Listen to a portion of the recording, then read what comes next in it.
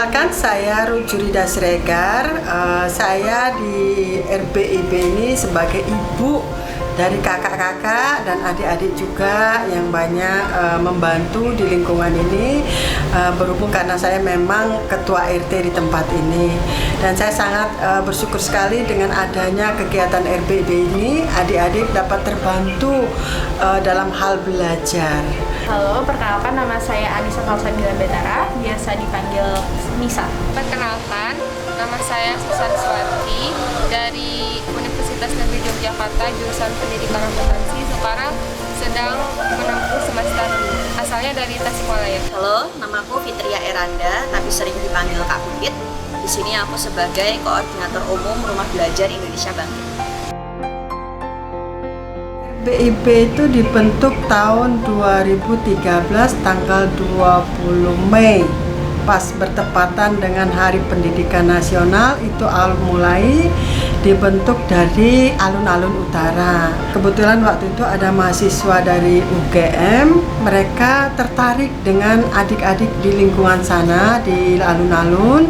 Tapi karena alun-alun kemudian digusur, dibersihkan tempat tersebut, lalu saya ajak kakak-kakak dari mahasiswa UGM tadi ke tempat saya. Kebetulan memang lingkungannya hampir sama dengan yang di alun-alun.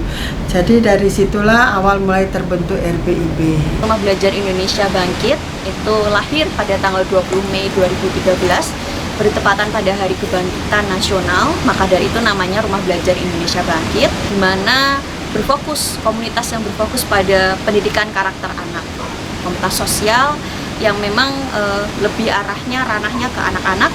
Dan kita punya visi, yang pertama adalah indah masa depanku, harmoni keluargaku, dan sejahtera Indonesiaku. Jadi harapan-harapan itu tumbuh untuk masa depan anak-anak yang lebih baik, terutama dalam lingkup marginal yang ada di Kalijodo ini.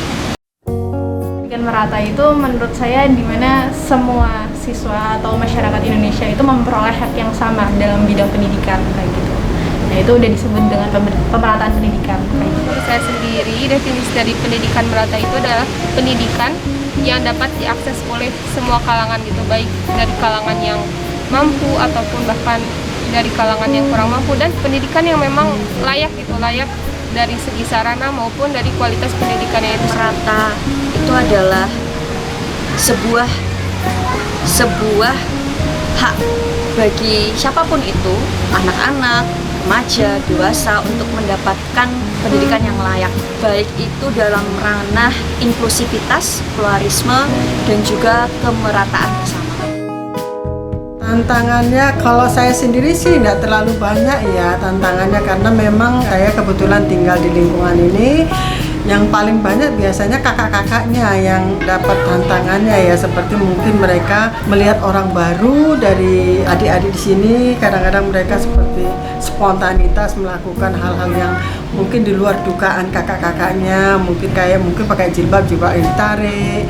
Kemudian kadang-kadang mereka yang mengeluarkan kata-kata yang mungkin agak kasar, atau kadang-kadang ya namanya di pinggir kali itu bahasanya kadang-kadang memang di luar batas ya, kadang menghina, kadang apa. Tapi selama berjalannya waktu dari tahun 2013 sampai 2022 ini, itu udah hampir 80% adik-adiknya berubah total. Saat menghadapi anak-anak tantrum atau mungkin sulit mengendalikan emosi, anak-anak di sini tuh masih sulit menghadapi emosi mereka dan membuat mengontrol perkataan mereka tuh masih sulit gitu. Ini tuh secara tidak langsung bisa dibilang merupakan sekolah non formal gitu ya. Jadi kan sangat erat kaitannya dengan bagaimana parenting itu, bagaimana mengelola kelas, bagaimana juga kita bisa memanajemen adik-adik untuk bisa mengikuti kegiatan RBIB dengan kondusif. Nah, itu problematikanya di situ sih, bagaimana kita biar jaga kelasnya tetap kondusif, terus anak menjaga semangat adik-adiknya juga. Karena kan kadang dari relawannya sendiri, namanya juga kan relawan, jadi kayak setiap minggu tuh jumlahnya nggak tetap gitu, kadang banyak, kadang sedikit. Nah, itu kekurangannya dari SDM juga, dari partisipannya juga, atau kadang juga dari sarananya juga, sarana prasarana juga. Kebetulan saya di sini menjadi koordinator sudah sekitar 4,5 tahun ya. Jadi kalau misal berbicara tentang hambatan, kemudian tantangan, itu punya fase masing-masing yang memang kadang bisa berbeda sekali gitu tantangannya.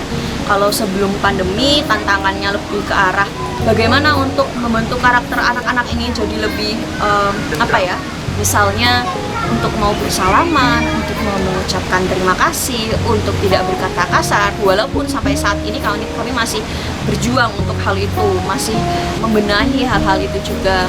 Tetapi sebelum pandemi memang arahnya ke literasi anak-anak gitu. Jadi bagaimana untuk menumbuhkan minat baca anak-anak, terutama di Kalicode ini, agar mau terus berkarya dalam bidang ya mungkin baca puisi dan lain-lain gitu. Kemudian saat pandemi berlangsung, kami mengubah polanya gitu, karena pola berbagi mengalami perubahan ya yang cukup krusial, terutama pada saat itu kita memang krisis pangan. Kemudian juga adik-adik juga bingung ini belajar dari rumah itu seperti apa, adaptasinya bagaimana, sehingga pendampingan itu yang kita cukup gencarkan.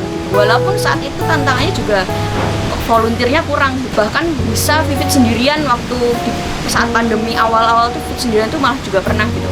Namun terlepas dari itu semua, kita tetap jalan, tetap social distancing, pakai masker juga, dan sampai sekarang itu semua berjalan seperti itu.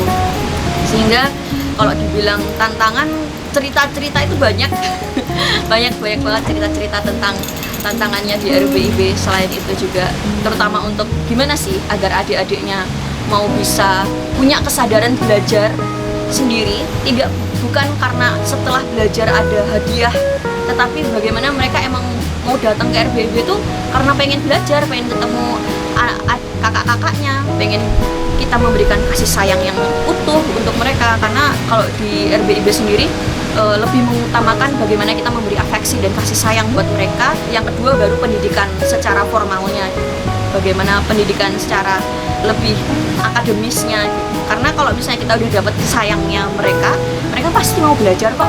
Jadi itu sih yang lebih kita tekankan, memberikan kasih sayang untuk adik-adiknya. Tanggapan saya, kakak-kakaknya ini luar biasa sekali ya. Mereka semangat, mereka melakukan ini dengan ketulusan hatinya. Mereka datang tanpa ada kontribusi dari yang lain. Mereka hanya melakukannya dengan keikhlasannya ya. Datang kemari dengan tujuan supaya adik-adik sini semakin pintar dan semakin maju. Awal pembentukan RBIB ini pasti ada beberapa penolakan juga dari lingkungan sekitar, karena memang baru pertama mengenal seperti itu ya. Jadi awal-awal tuh ya sebelum Vivit tuh kakak-kakak yang awal tuh ya sempet ada berantem juga. Terus setelah itu penolakan sensitivitas dari masyarakat. Tapi setelah kita sering mengadakan pertemuan dengan orang tua, kita juga mau memberitahukan pada orang tua bahwa kita di sini tuh bukan yang macam-macam kok. Kita di sini ingin bermain sama adik-adiknya, bukan menyakiti adik-adiknya, lebih ke arah sana. Sehingga orang tua saat ini cukup mempercayakan RBIB, bahkan seringnya dianggap sekolah juga gitu. Kadang Vivit dapat telepon gitu, "Kak, ini gimana RBIB kok anak saya kok sekolah di RBIB padahal anak saya mau sekolah yang lain-lain," gitu kan.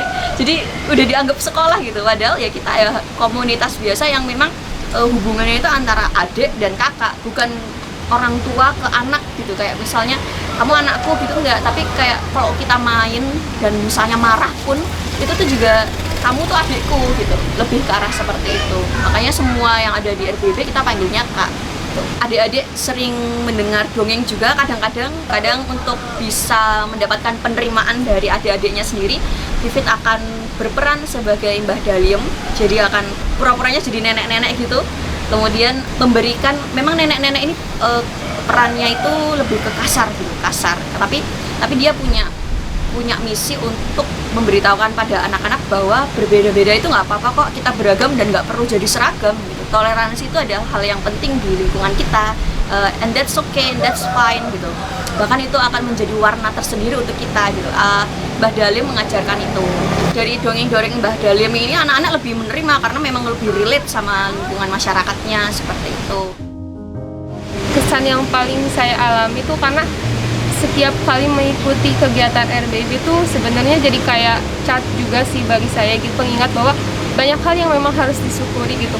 Saya dengan kondisi yang saya miliki, banyak hal yang perlu disyukuri gitu. Saya punya kesempatan untuk belajar bahkan sampai kuliah, sedangkan ya bisa dibilang itu adik-adik yang di sini ya belum tentu memiliki kesempatan yang saya miliki, sehingga ya setiap kali kesini tuh ya saya bersyukur gitu dan senang aja gitu melihat adik-adik dengan semangatnya, meskipun yang seperti saya bilang tadi, terlepas dari problem mereka, latar belakang mereka tetap semangat untuk ya terus belajar dan mengejar cita-cita itu. Yang bersyukur karena melihat keadaan di RBIB sendiri itu kan adik-adiknya kurang mendapatkan perhatian yang layak kayak gitu. Senyumnya adik-adik dan gelak tawa adik-adik itu akan selalu terkenang. Adik-adik ini hidupnya juga tidak semulus yang seperti kita bayangkan. Di sini juga mereka adalah anak-anak yang spesial, anak-anak yang hebat, tangguh.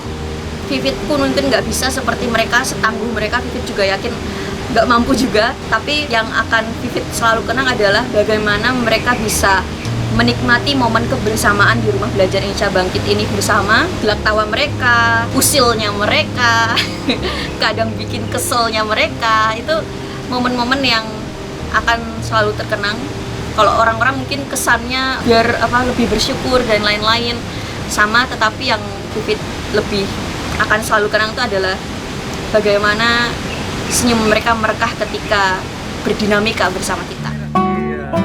Kamera, iya. Jangan ditutupin terus. Nah.